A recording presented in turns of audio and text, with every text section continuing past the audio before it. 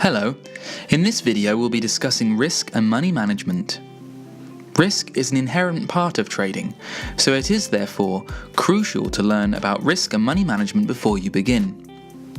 Risk and money management strategies help you minimize the risk of losing too much money in a single trade and maximize the chances of earning profits.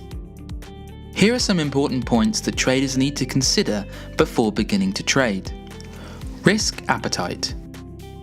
Work out how much capital you can afford to lose in a single trade based on the likelihood of your trading strategy having a series of losing trades. If you don't, you may damage your ability to take on the next trade.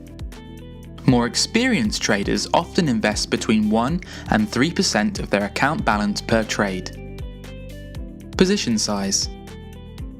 Another important factor to take into consideration is the determination of position size for each trade. The position size refers to the amount of capital invested and is calculated by the difference between the entry and the exit price, multiplied by the number of units being traded. Setting stop-loss orders. In the foreign exchange market, a stop-loss is an order that you place with your broker, forcing it to close a trade when it reaches a specific price.